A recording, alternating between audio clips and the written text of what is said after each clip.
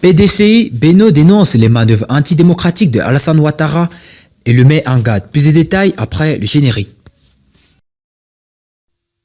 Avant de commencer, n'oubliez pas de vous abonner et d'activer la cloche de notification, car cela va vous permettre de ne plus manquer les prochaines vidéos. C'est parti!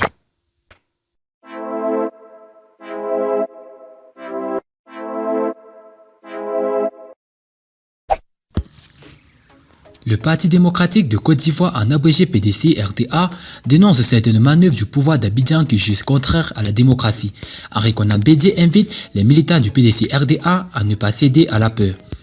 Le PDCI-RDA a réagi à travers un communiqué aux manœuvres bizarres d'hommes armés ces derniers jours dans l'entourage immédiat de certains cadres de haute direction du parti, notamment son président Henri Konan Bédié, Maurice Kakou Kikagwe, le secrétaire exécutif en chef et Ndri Pierre Narcisse, le porte-parole.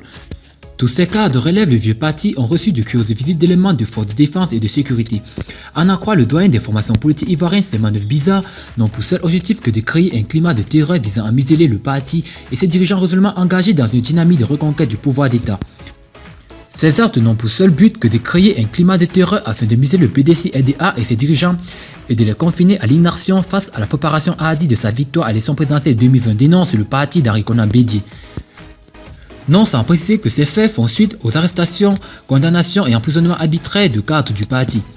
Devant cette situation contre laquelle le parti septuagénaire élève une vive protestation, la direction du PDCI-RDA dit prendre à témoin l'opinion et requiert l'arrêt immédiat de ces manœuvres dignes de celles tristement célèbres des escadrons de la mort.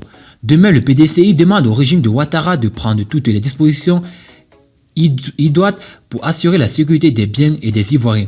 Le parti invite par ailleurs ses militants à ne point céder à la peur face aux enseignements du régime RHDP qui envisage de se maintenir au pouvoir par la décapitation de la démocratie. Le contexte sociopolitique national se montre de plus en plus tendu à quelques 10 mois de la prochaine élection présidentielle en Côte d'Ivoire. Les événements du lundi 23 décembre 2019, marqués par le retour avorté de Guillaume Soro et le mandat d'arrêt international lancé contre lui, ont contribué à durcir le ton entre pouvoir et opposition.